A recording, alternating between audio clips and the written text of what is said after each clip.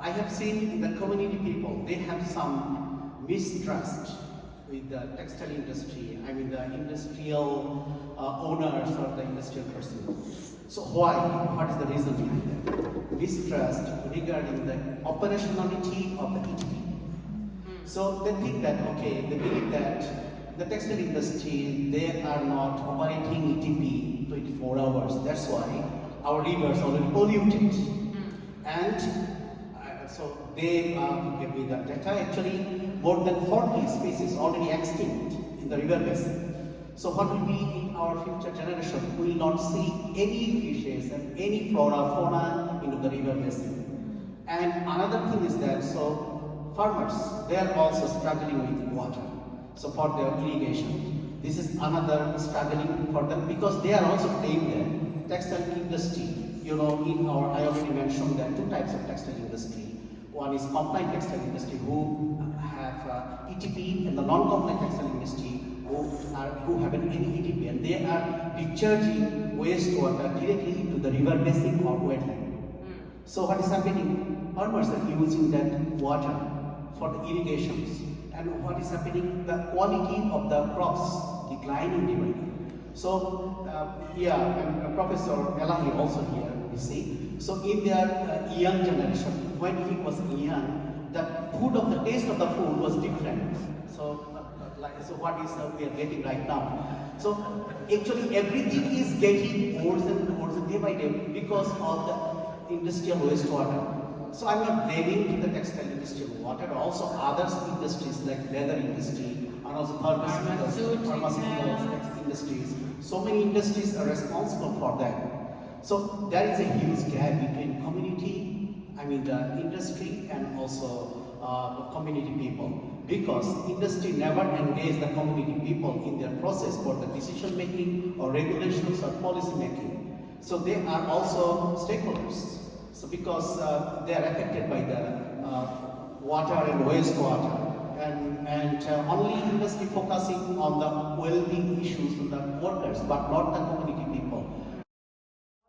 Top textile industries in Bangladesh are part of composite units that are owned by garment industry owners, which is why we have collaborations with the BGMEA, who are direct exporters and have direct relationships with brands. But as Kamol also pointed out, there are a lot of factories that are non-compliant, and these often do not have direct relationships with brands and are not associated with the export industry. So the amount of oversight is quite limited in those situations. Besides the BGMEA, there is also the Bangladesh Textile Mills Association, BTMEA, which has over 1,700 textile mills, cotton textile mills, and even some dyeing factories who are association members. So when we look into environmental issues, I think it's really necessary for us to map those stakeholders and bring them into the discussion. It's also important for us to bring in the right civil society actors who can create the pressure we need. So for example, in Bangladesh, there is the Bangladesh Environmental Employers Network that works in this space. It would be wonderful to kind of see more collaborations. Textile and CMT, RMG manufacturing, there are some fundamental differences in the kind of manufacturing processes involved. So textile includes like spinning, weaving, knitting, dyeing, and so forth, whereas and it's a backward linkage to the garment industry, which does cut, make, and trim. The worker demographic is also significantly different. In garment, we have mostly women working, it's more labor-intensive work, whereas in the textile industry, it's machine-intensive work. And there you mostly have men working. And it's an interesting area for us to also think about gender issues as to why it is mostly men in these more technically expert positions or technically advanced positions. And it's not necessarily because women are unable to. I think if we look at the AUST faculty team, it's great to see so many women who are also involved in the engineering field. But it's an area that we have to also think about. And social issues definitely involves health and safety issues, but it also involves wages. And when we talk about wages in the garment sector, we only focus on wages in the CMT factories. In In fact, if factories are not direct exporters, they're subject to a different wage scale, textile mills, and that the government, they also review this wage scale every 5 years. The minimum wage for the lowest grade of top textile mill worker is in fact lower than garment workers' wages. So I think it's important for us to kind of understand the industry with all its nuances and address it accordingly.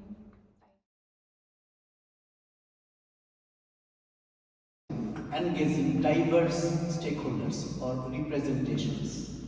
That should be from brand level, from buyers level, government bodies, industrial perspective, and also academicians who are the researchers, actually who are doing research in this field, so that we can bring all together under one umbrella to resolve this problem or challenges. Thank you, Kamol. Please hand over the mic to everybody who wants to answer. Nobody's forced.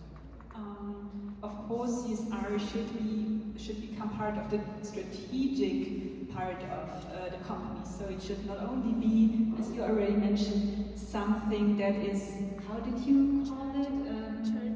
Charity, yes. But it should become strategic part of the companies. So it should become part of their DNA, kind of. And here we need transparency. We need cooperation, we need monitoring, we need audits, and so on, so that they stick up with what they promise to be.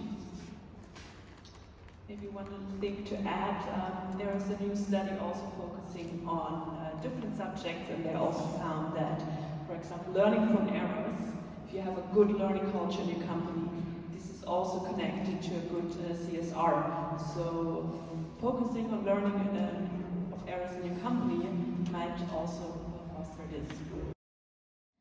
Partnership in a genuine sense, where, as Madani already mentioned, there are some severe power imbalances in global supply chains, and the issues we see in Bangladesh is not particular to Bangladesh. It's just been highlighted a lot because of Rana Plaza. If you look at the wider literature on global value chains, we see that excessive working hours, underpaid workers are endemic all over the world.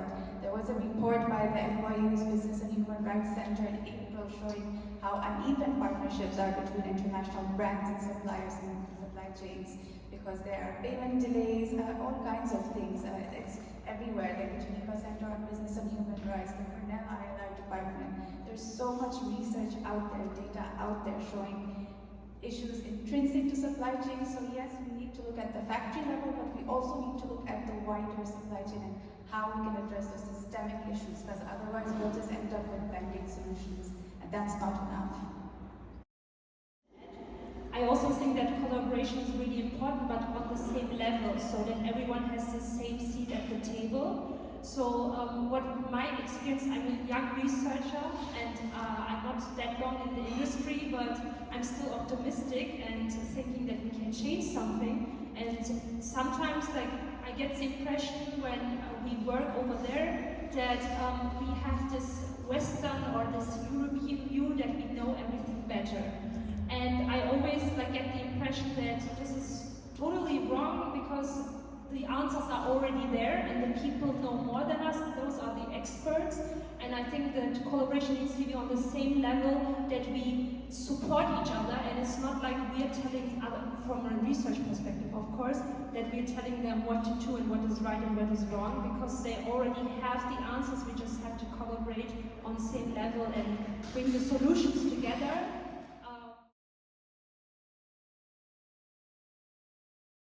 GDP growth is still seen as like the major indicator of development, and for countries in the global south, of course, that's important, because the global north has reached a certain level of development and beyond that enables them to meet certain human development requirements.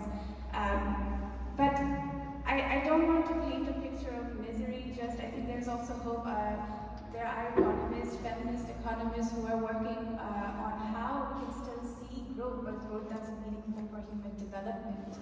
I'm not an economist, but I think that's why the research community and connecting with research networks is so exciting, because we kind of learn about what are some other economic ways of thinking about the world and how we can grow and develop.